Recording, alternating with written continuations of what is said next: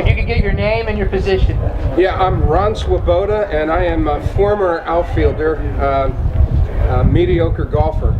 All right. I guess first of all, let's touch on golf. What kind of round do you expect today? Well, you know what? I'm a 240 lifetime hitter in the big leagues, and what that means is inconsistency. So that's the thing I battle all the time in golf. I can get her going a little bit, but when you play real good, it seems like you're standing on the precipice, and when you're standing on the precipice, there's only one way to go, and that's down. You had a pretty good major league career, 9 years in World Series ring.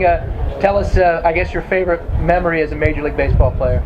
Well, you know what? I was lucky enough to be with the 1969 New York Mets, who kind of sprung themselves on the baseball world. We were not supposed to be contenders in 1969, but we had pretty good pitching staff with Tom Seaver, Jerry Koosman, Tug McGraw was on that team, and picked up a guy named Don Clendenin, who was a pretty good first baseman. We platooned at a lot of spots.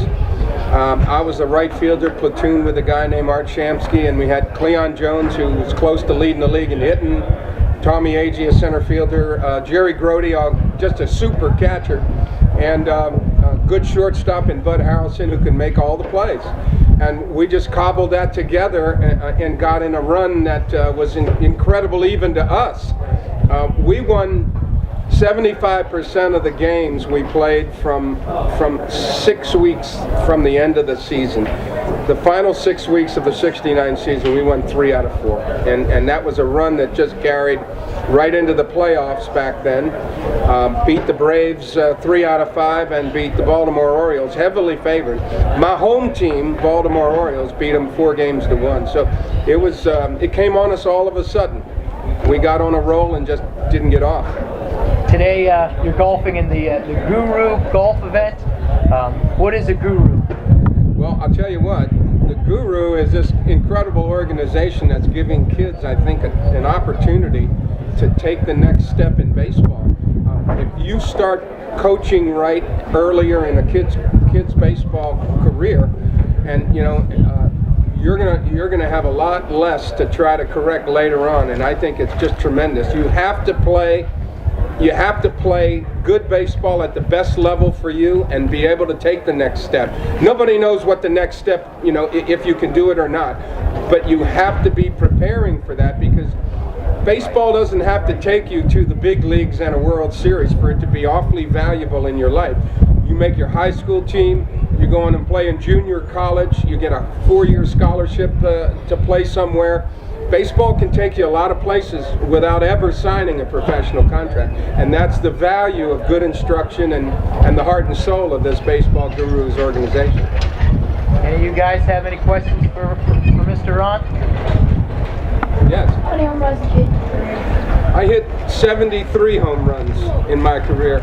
Actually, I hit 74, but we played in a ballpark in Cincinnati where I hit a grand slam home run that was called a single, and I'll tell you what, there was a big high center field fence that was like 15 feet high, and it was made out of concrete block, and it had a yellow line, and then above it was a wooden hitting eye. And when my rookie year, I hit a ball that hit above it on the wood and came down, and it looked like it should have been called a home run, but the umpire ruled it a single. I got a single and an RBI out of a bases loaded situation. We lose the game by 2 runs, so it hurt me, it hurt the team. And Yogi Berra, you know, you guys hear about Yogi Berra and all the things, spoonerisms and things that Yogi will say, you know, like Yogi's famous for going, you know, the restaurant's too crowded, nobody goes there anymore.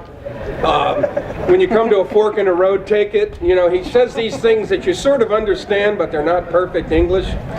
Well, Yogi got thrown out of the ball game for arguing, and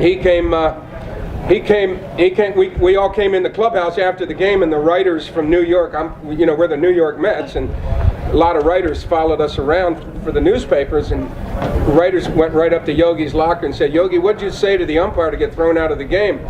And I always say, as only Yogi could put it, Yogi says, "All I told him was, if you couldn't hear that ball hit the wood, you're blind." And everybody in the clubhouse went, "That's right."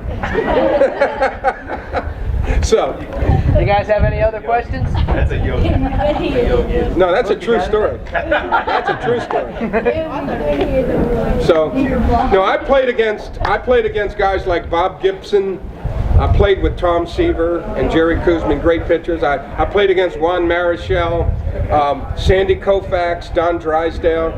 I mean, my first at-bat in the big leagues was against Don Drysdale, Hall of Fame right-hander with the Dodgers. And, you know, I was a rookie with the Mets sitting there on opening day, 1965, and Casey Stengel was my manager.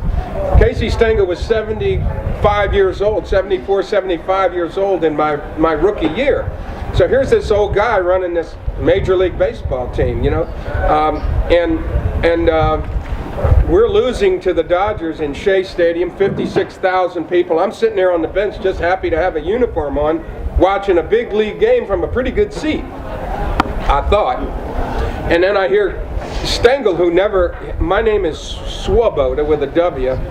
It means freedom in Polish. And Casey always called me Swoboda. And I heard him go, "Swoboda, get a bat." Well, this is your first big league at bat. It's Don Drysdale out there. He's about 6'4", comes, you know, right-hander coming from the side. I'm a right-handed hitter. He's nasty. Okay, he's got big fastball and a little slider. And I walk up. You know, you're so nervous in your first big league at bat, and it's Don Drysdale. And you think you're going to have a heart attack, and you're really worried that people are going to like see you visibly like shaking up there. And so Drysdale winds up and throws me a fastball, and all I could say was it sounded like a strike. I never really saw it. When you're nervous, your vision constricts a little bit, and I was about as nervous as I could be without falling out.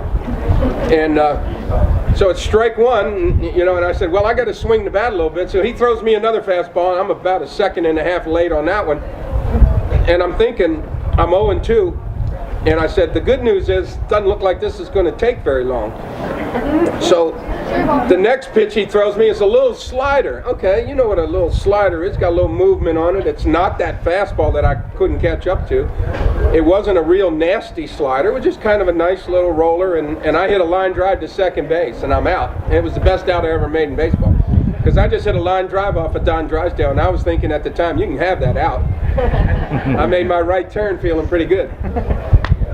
So that's pretty much, you know, my second time up in the big leagues was off a guy named Turk Farrow, and my second time up in the big leagues, I hit a home run. And so I'm 1 for 2 with an RBI.